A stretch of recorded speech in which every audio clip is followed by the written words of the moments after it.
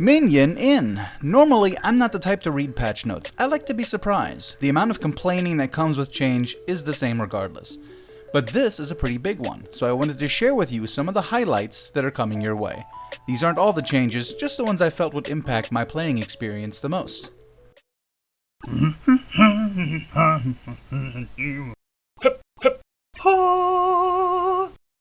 Wink. First of all, hang on to your butts, Farg ladies, because the character creator now lets you set a tattoo color without the workaround I provided in one of my previous guides. The problem seems to now affect Ippen as well, so keep that workaround in mind if you plan on tattooing your furry little friend.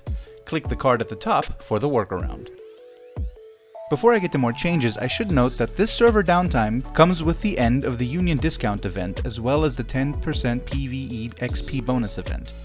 You will also see an increase in level scaling for XP and gold rewards. That description is a little vague, but I'm guessing that means when lower level enemies scale to your level, by becoming harder to kill, their XP and gold rewards will now also reflect their new level. I'm hoping that's what that means. You'll also notice a significant reduction of dungeon and battlefield penalty times. Okay then, let's dig into the spring update. Grab a drink and get comfy. This update comes with a brand new blessing with the name Blind Executioner, the fragments of which can be obtained from the Warrior's Talent Shop and 3 Abyssal Dungeons. You should also note that these fragments cannot be sold on the player market.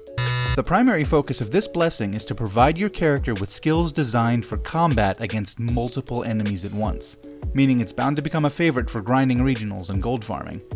Blind Executioner's passive bonus will grant you a 3% reduction to incoming PvP damage. At level 35 and 36 respectively, you will now be able to enter the newly added Abyssal Dungeons, Sundered Sanctuary, and Lich's Respite. Here's some changes for individual character classes you might find of interest. Mages will find that METEOR now costs less and has a shorter cooldown, but also does less damage. The same goes for the skill Blizzard. Priests will find that the exact same changes have also been made to Blades of Justice. Ranger's Mark should now be displayed properly, so look forward to that working as it should. For all those people unhappy with mount controls, you'll be happy to hear that more mount control options are going to be available. As for Union skills, they were previously activated by pressing LB and RB together. Now they are activated much like any other skill, by first holding your skill toggle button, for which the standard is LB, and then pressing your Union skill button, which is RB by default, but both of these buttons may change depending on the control layout that you have chosen. For anyone stuck on the level 19 wall, know that the level requirement for the Null Triumvirate Arena dungeon is being lowered from 19 to 17. Now you won't have to grind your butts off until you get to Tristeza and realize your gear score is a joke.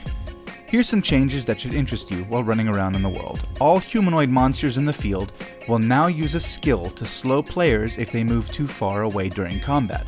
I sincerely hope that means field bosses and not all humanoid enemies, or running away or just passing through an area on your mount is going to become a problem.